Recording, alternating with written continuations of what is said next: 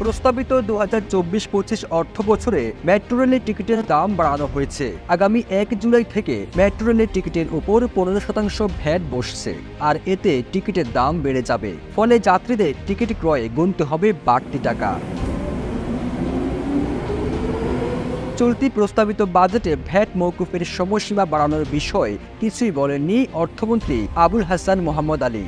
30 জুনের মধ্যে মেট্রো রেলের টিকিটের ভ্যাট মওকুফের বিষয়ে যদি কোনো সিদ্ধান্ত না আসে, তাহলে 1 জুলাই থেকে 15% ভ্যাট বসানো হবে। 2023 সালের মে মাসে এনবিআর প্রজ্ঞাপন জারি করে জানায়, চলতি বছরের জুন মাস পর্যন্ত মেট্রো রেলের টিকিটের উপর ভ্যাট মওকুফ থাকবে। ওয়ালটন ফ্রিজ কিনে অনেকের মতো আপনিও হয়ে যেতে পারেন মিলেনিয়াল।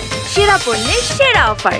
উত্তরা থেকে আগারগাঁও পর্যন্ত মেট্রো রেল চালু হয়েছিল 2022 সালের ডিসেম্বর মাসে। গত বছর থেকে পুরোদমে মতিঝিল পর্যন্ত চলছে মেট্রো রেল। বর্তমানে প্রতিদিন কম বেশি 2.5 লাখ যাত্রী পরিবহন করে এই নগর পরিবহন ব্যবস্থা।